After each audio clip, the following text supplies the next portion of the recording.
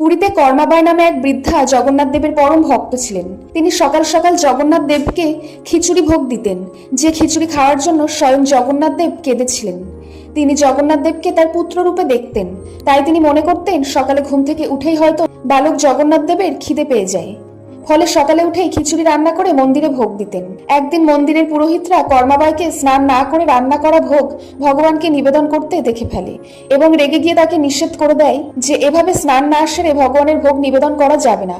তাই পরদিন থেকে কর্মাবাই ঘুম থেকে উঠে বাসি কাজ সেরে স্নান সেরে প্রভুর জন্য ভোগ রান্না করতে গিয়ে দেরি করে ফেলেন। সেদিন মন্দিরের পুরোহিতরা দেখেন জগন্নাথ দেবের চোখে জল। তখন পুরোহিতরা নিজেদের ভুল বুঝতে পারেন যে সকালবেলা রান্না না করার কারণে দেরি হওয়াতে জগন্নাথ দেব খিদায় কষ্ট পেয়ে কাঁদছেন। তারপর থেকে পুরোহিতরা কর্মাবাইকে বলেন তিনি যেন আবার আগের মতোই প্রভু জগন্নাথ দেবের জন্য সকালবেলা উঠেই খিচুড়ি রান্না করেন। আপনি যদি জগন্নাথ দেবের ভক্ত হয়ে থাকেন তবে চ্যানেলটি অবশ্যই সাবস্ক্রাইব করবেন।